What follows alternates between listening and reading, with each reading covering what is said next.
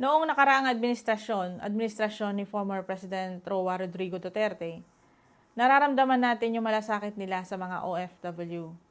Hindi nahihirapan sa repatriation ang mga OFW distress. Pero ngayon, parang lalong lumalala, napakadaming OFW distress at kung saan-saan sila humingi ng tulong sa social media. Napapansin nyo guys na puro tulong na lang ang binibigay nila sa mga OFW distress pero parang walang pagbabago. Dapat bawasan nila ang pagde-deploy sa mga OFWs lalo na sa mga employer na mapang-abuso. Kaso parang hindi nagbabago ang sistema. Lalo pa silang nagpapadala ng mga OFW kasambahay sa bansang Middle East pero hindi naman nasusunod ang kanilang mga kontrata. Lalo na pagdating sa kanilang day off, wala silang day off. Sino ba naman ang hindi magkakasakit? Ang nakalagay sa kanilang kontrata, 8 hours lamang ang kanilang trabaho. Pero pagdating sa kanilang employer, ang trabaho na higit pa sa 8 hours at wala silang day off. Yun po ang pinaglalaban natin, yung day off po ng mga kasambahay. Nakakaawa yung iba nating mga kababayan kasi hindi sila pinalad or sinuwerte sa kanilang employer. Kung ipapaliwanag lang sana ng kanilang agency kung ano yung magiging trabaho nila pagdating sa kanilang employer, siguro mababawasan ang pagdideploy ng mga domestic workers. Ang problema lang kasi, yung mga ibang agency, puro matatamis na salita. Hindi nila sinasabi yung totoo. Ang katotohanan kasi, pag na-deploy ka na sa bahay ng iyong employer, nandun ka na, wala nang nasusunod sa iyong kontrata. At bukod dito, nagtrabaho ka sa bahay ng employer mo, magtatrabaho ka din sa bahay ng kapatid or magulang ng iyong employer. At hindi lang yun, kadalasan ang nireklamo pa nila yung pagkain nila. Hindi ko alam bakit napakadamot ng pagkain ng mga yan. Marami naman silang pera, pero ang katulong nila pinagdadamutan nila. Ano ba naman lakas ni kasambahay na gumawa ng gawaing bahay o magtrabaho kung di nila pinapakain? Nakalagay sa inyong kontrata, si employer ang magpo-provide ng iyong pagkain. Lalo na pag nagkasakit kayo, may mga insurance kayo, dapat ipa-check up kayo ni employer. Pero lahat yan, hindi nasusunod. Pag nagkasakit kayo, sarili nyong pera ang binabayad ninyo. Pagkain ninyo, kayo din ang bumibili. Wi-Fi, minsan pinagdadamutan pa rin kayo, pati cellphone nyo, kinukuha.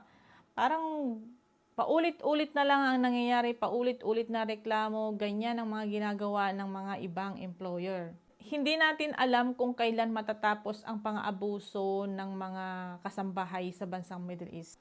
Siguro matatapos lang ito kung hindi sila magbibigay ng kasambahay sa mga employer na alam nilang may record na. Kaso ang ginagawa kasi nitong employer, kung halimbawa nasa listahan na siya, na blacklisted na siya, hindi na siya pwedeng mag-hire ng mga Pilipino, ginagamit yung pangalan ng kapatid, pangalan ng magulang, or kaibigan para makapag-request sila ng kanilang kasambahay. Napapansin nyo guys, pag halimbawa nag-apply kayo sa isang agency, yung kontrata ninyo may nakalagay ng pangalan ng employer ninyo.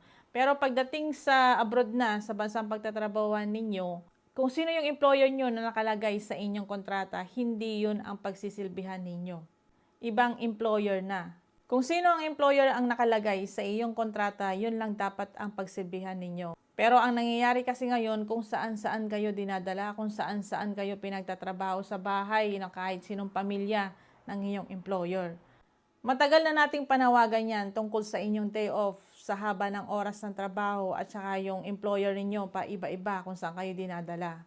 Pero walang pagbabago. Kaya mga mahal kong kababayan, choice po natin ang mag-abroad. Ang agency, nag-hire sila.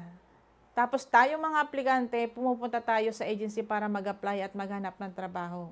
Kakayanin mo ba ang trabaho mo kung sakaling hindi nasunod ang iyong kontrata? Kaya tayo na lang po ang umiwas sa mga agency na nag-hire ng mga domestic workers. Wala namang masamang mag-apply ka ng domestic workers. Pero ang problema lang kasi dyan sa bansang Middle East, hindi na matigil-tigil ang pang-aabuso ng ating mga kababayan. Kaya kung alam mong mahina yung loob mo, takot ka, wag ka na mag-apply. Kasi mas mahihirapan kang umuwi pag gusto mo nang umuwi at meron kang reklamo sa iyong employer, lalo na pag baguhan ka pa lang. Alam naman natin na wala talagang nasusunod na kontrata, lalo na sa mga OFW kasambahay.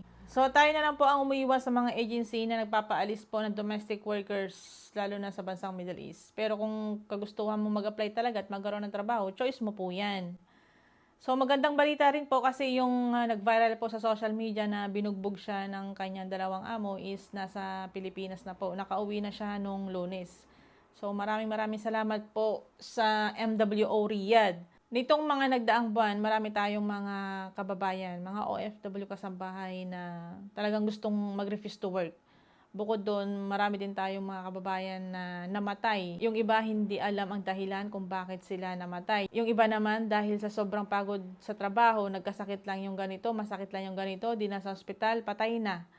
So, alagaan po natin ang ating mga sarili. Kung halimbawa na sobrang dami ng iyong trabaho, diskartehan mo na lang. Hindi naman siguro laging nakabantay ang iyong employer. Mas mahalaga pa rin po ang ating kalusugan. Mahalaga ang ating katawan kasi yan lang po ang puhunan natin sa abroad. Pag nagkasakit ka, walang mag-aalaga sa'yo kundi ang sarili mo lang.